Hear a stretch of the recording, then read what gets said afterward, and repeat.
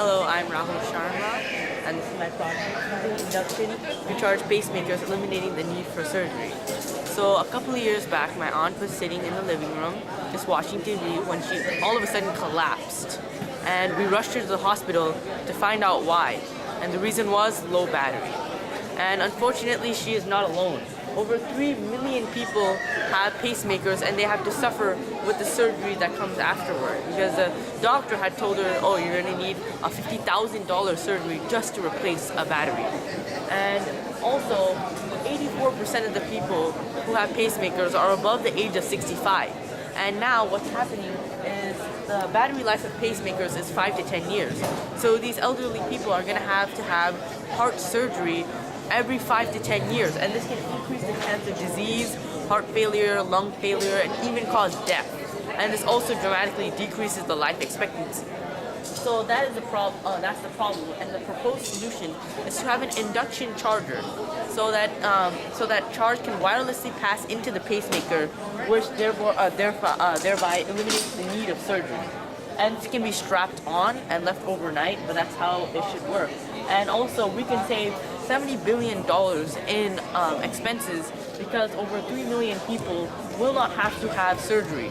And the surgery on average is around $150,000, because again, it has to replace the entire pacemaker and reinstall it just to replace the battery.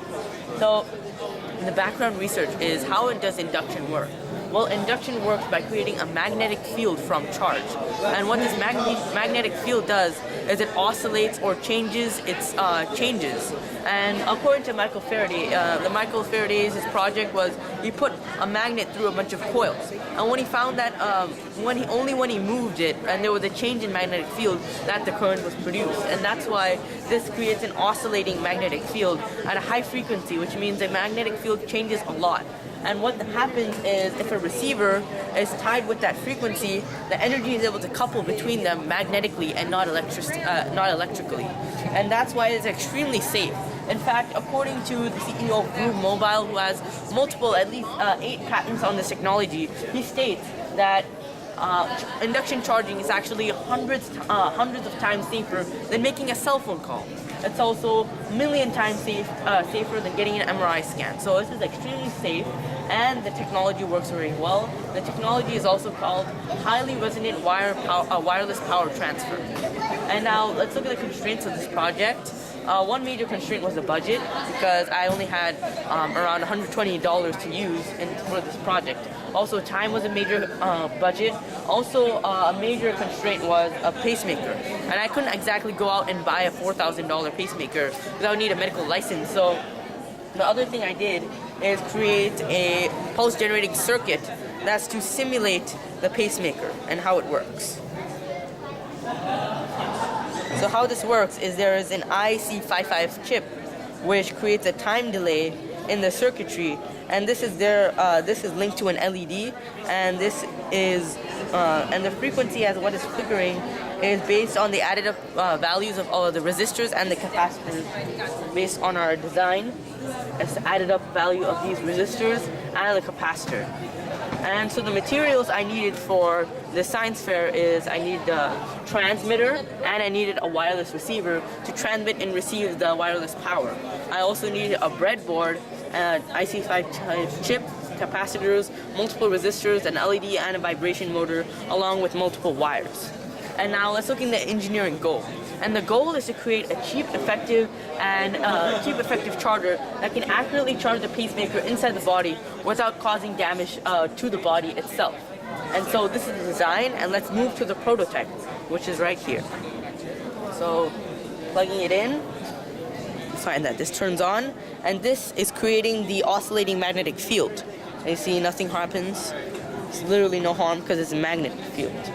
And now when this is there, the magnetic field is inducing power inside the receiver. So the power is being created here, and it goes to the breadboard, which is the pulse generating circuit, which acts as emulating the pacemaker inside the body.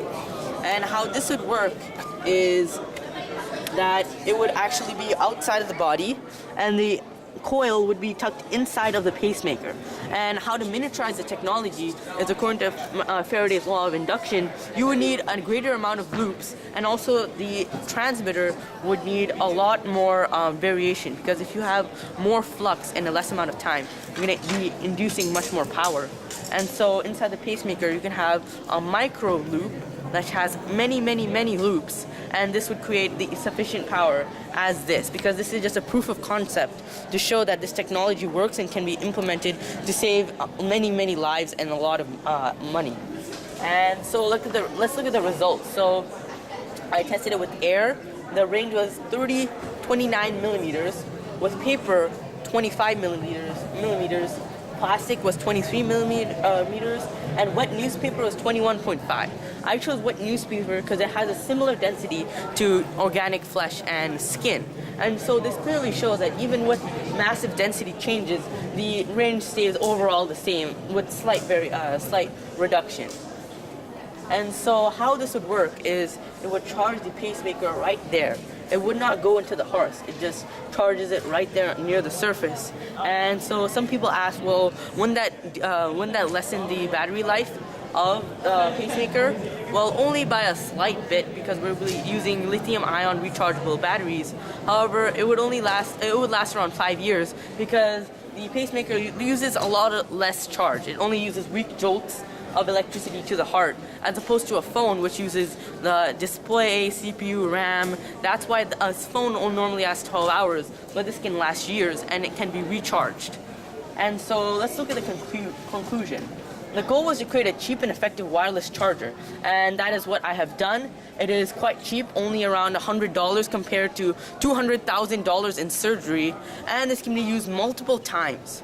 And so the way one would go about charging it is probably strap it on overnight, and it would charge the pacemaker effectively too. And also the safety is literally no concern, because it's a magnetic field.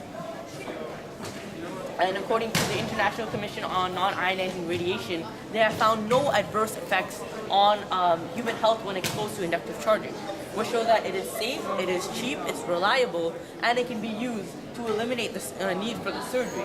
So back to this. We can avoid $70 billion in medical expenses every year.